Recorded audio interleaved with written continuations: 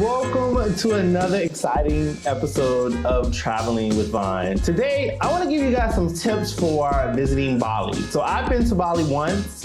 I'm going a second time in May. So I want to give you guys some tips because I've been having a lot of people comment in regards to like, okay, I'm going to Bali, like what should I do? Where should I go? What should I expect?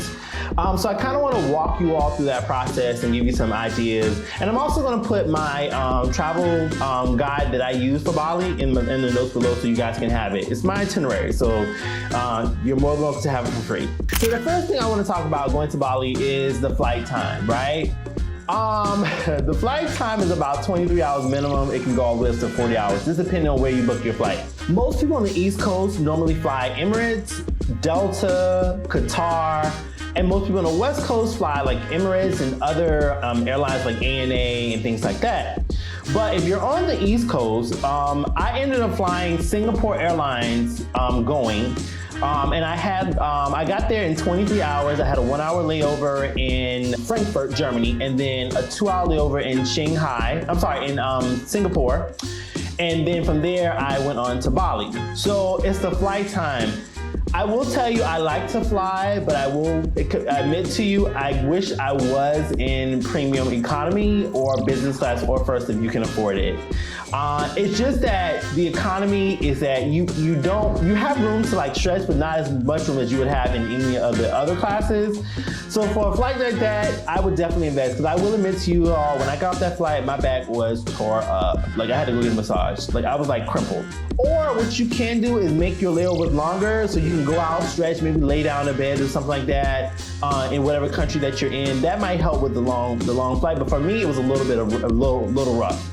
So if you're one of those persons thinking that you're just gonna get to Bali, like no, it's a journey. So you might as well find a way to be comfortable and enjoy that journey. The cost in Bali, it was definitely affordable. Everything was like dirt cheap, nothing like overpriced. I mean, you won't go wrong. A lot of the resorts are not like all-inclusive. They do offer like a breakfast, but I mean, really, you don't need an all-inclusive in Bali because at the end of the day, the food is so cheap. You might spend more money in an all-inclusive rather than just, ordering your food day by day. I will tell you now, Bali, as of now, Bali requires that you be fully vaccinated. You have to have your vaccination card on arrival. It's a non-negotiable. Once you get there, you can do visa on arrival. It was $35 USD, or you can do it in their currency, or you can take your debit card. Once you're done with that, you do have to download an app. I will put the information in the notes below of the name of the app that you have to download, and you have to upload your COVID vaccination information with your passport. And what will happen is once they verify everything, it will turn green and provide you a QR code that you'll provide to them when you get to the airport. So make sure you do it ahead of time. Once you get out of the airport, taxis are not expensive depending on where you're going. If you're going to Ubud, Kuta, if you're going to Seminyak, depending on where you're going, the average car ride may run you about 35 bucks. I don't think it's bad. I think for the airport, it's not bad. Now, the local car services people use is Grab, and the other one is called Bluebird. You can download those apps, and then you can get your car service as well. So let me kind of like break down some of the parts of Bali that I kind of went to and know about. So number one, the first place I want to talk about is Ubud. This is kind of known for like the green landscapes. It's known for the rice terrace. So when you see a lot of people in the rice terrace, more than likely they are in Ubud, right? So it's more of like a scene, like so give you like the beautiful Bali rich culture. So that's what Ubud is mostly all about, right? So Kuta, it has a lot of beaches. It's known for its beaches. It's nightlife, it's surfing, it's very vibrant and atmosphere, okay? So if you want that type of cultural experience, then you would go to Kuta. Seminyak is very like an upscale experience. So they have like really nice luxury resorts, trendy restaurants, and high-end shopping. So for all of you Gucci Prada people, that's where you want to go, okay? And finally, it's called Uluwatu. If I did not pronounce that correctly, please correct me. It's known for like its cliffs and temples and world-class surf breaks, world-class surf breaks as well. So if you want that type of experience, you would go there as well. The most famous activities people do. Number one, people go to the sacred monkey location. Now, y'all, I wasn't a big fan of this because I feel like all people do is go to the monkey sanctuary to get robbed by monkeys. Those jokers will rob you. My homegirl was sitting down in her chair and the monkey went and snatched the earring out of her ear. Like, the guy had to give the monkey a piece of bread just to get the earring back. Like, one of them, like, walked and grabbed this lady's purse. I was like, I ain't come up in here for the monkeys to rob me to give to y'all on the back end. No. Because those monkeys are too smart. They will snatch your cell phone. Like, one even, I'm gonna try to snatch my cell phone. I was like, get your phone. Like, I almost had to fight them. So they'll tell you, like, not to fight them, like, to, you know, once they have it, let them have it. No, that's not me. It's my stuff. I want my stuff back. But so if you go to the monkey sanctuary, leave all your stuff in the car. Just leave it. I'm telling you. I'd rather you leave it and have it and they take it and you can't get it back. Okay, so the second thing I would say is, obviously you have to do the swings. That's the most infamous thing to do. There's a location for you to do the swings. I think it was like maybe like, I think it's like $100 to do, if I'm not mistaken, to do the swings. You'll go through different locations. For women, you can purchase your flowing dress there. I think it's like $10. They'll put it on you. There's the photographer there to take your photos. But a lot of the local men that are there, they'll take your photos with your phone and give you a better shot than a professional shot. So to me, I would use like a couple of local guys that are there, just pay them on the side, because they do an amazing job, because they do it every day. They do it so constant, so they know how to give you the right shots. So after that, you can also visit a couple of the temples. Remember that you have to cover your knees and your shoulders, if I'm not mistaken.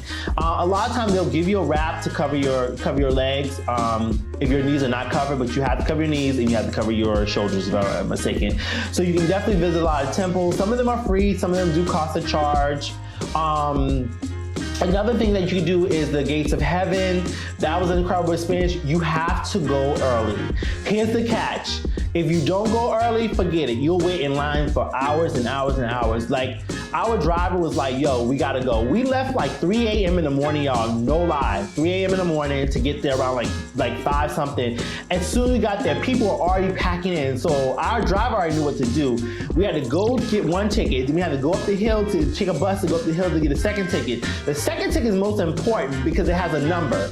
So you wanna be like within the first 20 numbers. After that, it's just like, one number can hold like 50 people. Imagine 50 people trying to take this one photo, right? So you want to get there early. Tell everyone you need to be there early. So it's one of those situations you got to get up and get early and get there to do the Gate of Heaven, okay? There was a lot of really good restaurants. The Rock, oh my God, it was an amazing restaurant. We had so much fun. It was like on the edge of a cliff.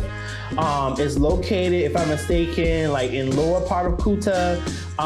We went to an underwater restaurant that had like a 10-course experience. I'll put that information in the notes below. It's called Coral. The food was amazing as well. What else? The resorts that we stayed at were really nice. We stayed at one resort called Enanya Resort. It was kind of like, it was located in Kuta, and like a lot of restaurants and stuff were nearby, so you could walk out the resort to go like to the downtown strips or whatever. That was great too. And then we stayed at the Portfolio Tribute Hotel, which was a Marriott property in Ubud. They kind of gave you the Bali experience, which I loved as well.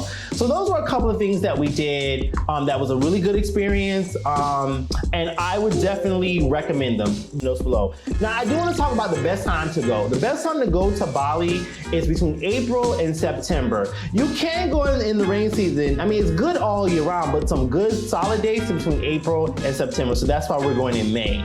Last year we went in April, and the weather was like, it's supposed to rain the entire time. It didn't rain not one time when we were there, so don't follow the weather, because that thing is off. It's never like accurate. And even if it does rain, it rains for a short period of time, and literally that's it. The Balinese people are very kind, loving. If you're concerned about crime rate, it's very low. I mean, any place you have to be careful, but check the State Department as well, just to make sure that nothing new has transpired, but you should be fine. Also, I would say, again, transportation is pretty easy to get around. Hire a private driver, it's a lot cheaper, and they'll stay with you the entire time. I think I might have paid one day $65 for a private was driving for 8 hours, which was awesome, which I had my own space. So for me overall, I love Bali. It was an incredible experience. I would definitely go back. Again, I'll put some more information in the notes below. If you have any questions or you've been to Bali, let me know so we can talk about it, share. And if you want to go to Bali, I'm a travel agent, so make sure you check out Travel with Vaughn Agency. You can email me at info@travelwithvaughnagency.com or hit me up at travelwithvaughnagency.com if you want for me to price your quote, or if you want to come on my Bali trip, just hit me up. We got a lot of people going from all over the world, okay? So again, make sure you leave comments below, like, share, subscribe, and I will see you on my next video.